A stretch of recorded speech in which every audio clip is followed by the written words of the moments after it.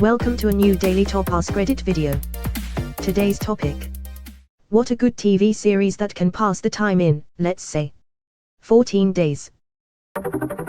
It's okay Italy, you can have my Netflix password. Pobrecitos. Edit. Everyone is trying to decide whether I meant it in Spanish, Italian, Argentinian. Guys, I speak you hijo, it what intonation I said. Questo e così triste. Alexa, sua pobrecitos. Shows that don't need your full attention. Bob's Burgers.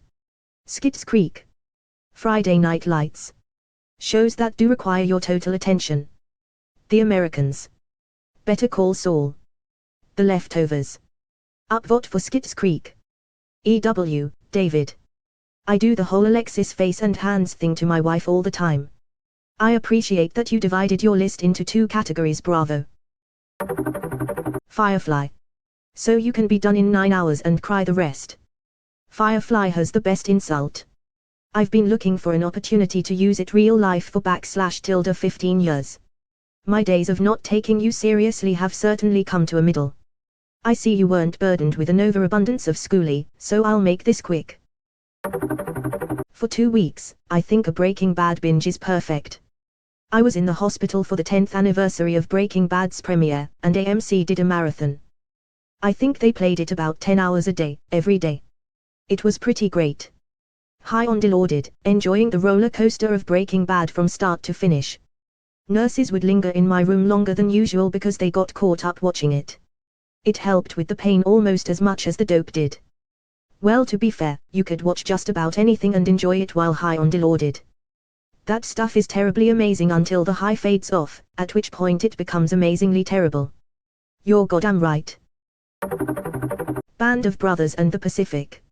Unfortunately, these probably won't last you 2 weeks if you're sick. Last time I sick watched Band of Brothers, I did it in 2 days. It's so hard to resist just playing the next episode. Also, after loving Band of Brothers since the premiere, I just got around to watching The Pacific this year. It was really, really good. But it wasn't as good as Brothers. Maybe it's because I have a nostalgia for Brothers, or because I watched it first. I don't know. I feel like I know Easy Company. Like they're my family. Though after watching Mr. Robot, seeing Raimi in Pacific was a real treat. Avatar: The Last Airbender, probably not 14 days, but it will still be a fun ride. Definitely finish in 14 days. 22 minutes /episode. You could probably not Legend of Korra as well. /TLA and lock in a week is doable if you've got nothing else to do. Take 3 more days to continue with The Dragon Prince. Edit. Alright y'all. Elaboration. 1. It's led by one of the producers of Adler. No, it's not as good as Avatar, but has a similar narrative theme and a comparable character lineup. 2. All characters have unique and well-designed personalities and conflicts. The writing is top-notch and very funny. Plus the main villain is just straight up so much better. Ozai. 3. Yes, the protagonists are children and it doesn't launch into dark topics right away. Those come later. Its second greatest strength is its believable portrayal of personal tragedies of any kind.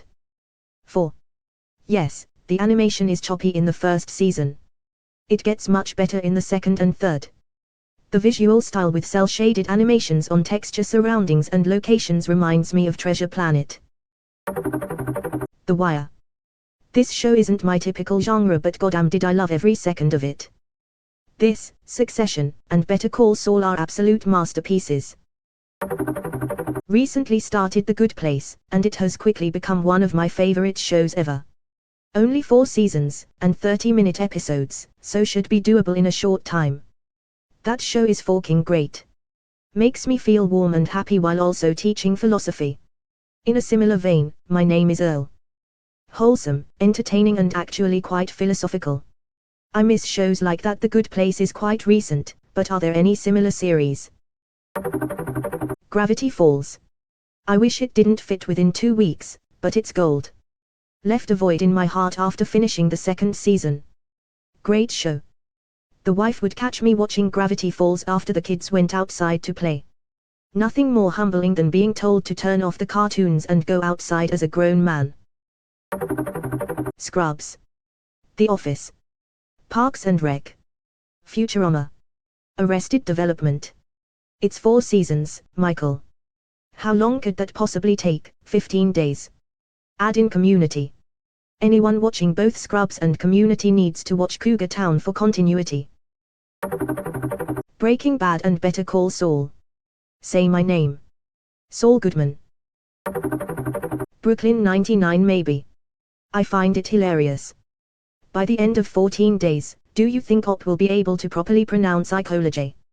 It's ecology. It's Always Sunny in Philadelphia. 14 series, 14 days. 1/day. Pretty doable seeing as each season only takes just under 4 hours to watch. Watch every episode at once, for 6 hours a day for 14 days. Star Trek The Next Generation is available on Amazon for free for all Prime members. All 7 seasons. Edit. My wife as I started watching it and used this guide. Very helpful. http://www.letswatchstartrek.com/tng-episode-guide. Netflix has Street, TOS. Street, TNG. Street, DS9. Street, Voyager. Street, Enterprise. And the animated series. And Discovery if you are outside the US. Edit, and some of the movies. How has no one said Battlestar Galactica? It's like 5 seasons, 25 episodes /season and hour-long episodes. You could watch 8/day and that would take you 15 days. I even think there's an episode or mini-story arc when the ship is under quarantine, so it's be relevant too. Edit, and then watch Caprica. If for no other reason than to appreciate what is, in my opinion, the funniest and most overlooked joke on South Park. Randy slowly hauling his giant ball sack in a wheelbarrow, concernedly checking his watch before yelling man I'm gonna miss Caprica, and then promptly speeding up. 8 a day, that rookie numbers. Parks and Rec. And Brooklyn 99. Not a doctor. BoJack Horseman, it's an easy watch for some but it really gets you to reflect on life IMO. Easy watch my ass, no other show had me crying and thinking like that. Still great watch though. I couldn't believe they said easy watch.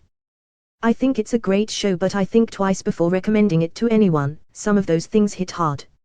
Very very hard. The thing with BoJack is that it has tons of secondary characters and plot lines to follow after a while. It's slightly heavy on the continuity I guess you'd say. It's not as ridiculous as something like the Venture Brothers, but you do gotta pay attention to it. When I watched it I found myself easily invested enough to continue on watching. It does have frequent subplots but there's a relatively easy flow to it all. The subplots are also a great break from the disastrous life of BoJack. Upvote for Venture Brothers. Both are in my top 5 all time. The Sopranos. That would be 12.5 hours per day to watch it all in 2 weeks. I did it over 1.5 months before and I would think about it when I wasn't watching it and have dreams that involved the characters. Worth it though. The Expanse, it's on Prime and is basically Game of Thrones in space but the White Walker storyline pays off. The Expanse is such a good show.